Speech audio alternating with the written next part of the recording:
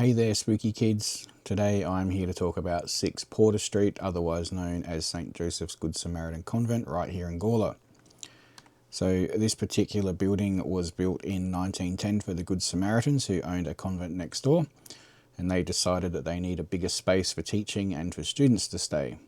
So the building could house 12 female boarders and also a few nuns, and it had a maid's quarters who was at the back of the house and did a lot of the cooking and cleaning.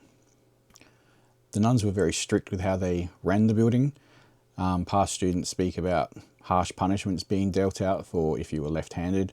If you did the wrong thing, they would smack you on the back of the hand with a ruler. If you're really bad, they would crack you in the vertebrae of your back with the ruler. On the other side of that, it was considered an honour to be chosen to ring the Angelus bell, which still stands outside the building, and it was also considered an honour to polish the cedar staircase. The most famous student to be educated here was Brenton Langbein, who went on to play with the Sydney Symphony Orchestra in Europe, and here's a theatre named after him in the Barossa Valley. In 1973, the convent was purchased by the Zisimou family. Mavis, the mother of the family, turned the building into a boarding house and allowed junkies and criminals to stay there, but she helped people turn their lives around through tough love, an iron fist, and a loving heart. In an interesting bit of synchronicity, the Zisimou boys went on to be musicians who, if not for a tragic accident, were on the brink of worldwide superstardom. John and Anthony Zisimou founded the band Escape, with John taking the moniker of John the Beast and Anthony becoming Decay, and they led the charge for their heavy metal band to conquer the globe. John passed away in 2017 and Anthony passed away in 2023. The house was sold to Dr Naomi Rutten in 2022, and she plans on turning it into a health retreat. Now, I have held a few paranormal investigations in this building, and I was lucky enough to befriend Anthony, and all the ghost stories that come out of this particular building comes direct from Anthony and his wife Jan's mouths. So, things like, according to Anthony, a 5-litre water container flew off a shelf right in front of him. Anthony's uncle came over from England for a visit, and while he was in one of the bathrooms, he got pushed very hard. Tony heard his Nana walking up and down the hallway one night. Nana wasn't home. The next night, Nana heard Anthony walking up and down the hallway coughing and spluttering, but Anthony wasn't home. Anthony woke up one night and there was a nun standing at the end of his bed. He and his wife had also heard what sounded like people singing psalms and religious songs coming from the chapel that is upstairs.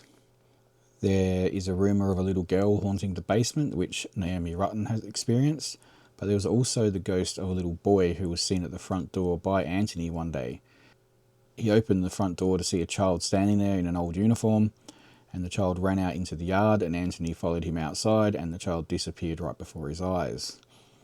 Now, on one of the first occasions that we visited, Anthony was showing us through the house, and he was showing us what was the jam room, and as we were standing there, a very strong smell of decay came into the building, and Anthony said that that's what John smelt like, as he had leg ulcers. Right after that happened, we saw a very big black shadow come down a hallway, which Anthony believed was John.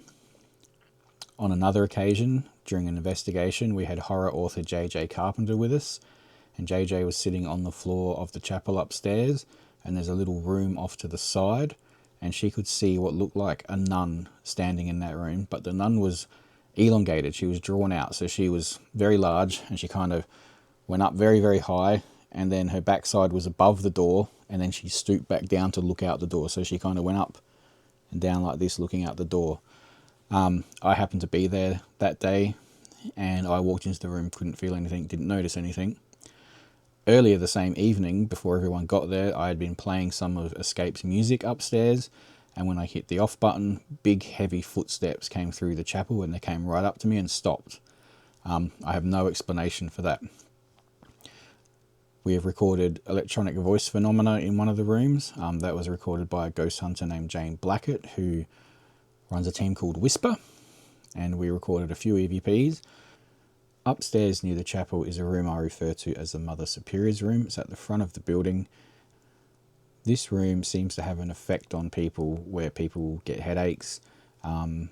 They hear loud coughing, they hear loud bangs, they get bad feelings, they get lightheaded and dizziness.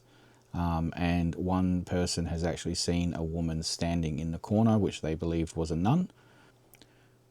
So if you believe in ghosts, this building has quite a few. It has nuns, it has John the Beast, it has John's mother Mavis, who was also seen in a hallway by Anthony.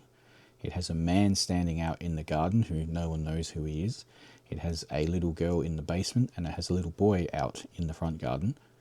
And coincidentally, under the grotto in the front yard, human ashes have been found. So there you go. 6 Porter Street, Gawler. Is it the most haunted building in the town?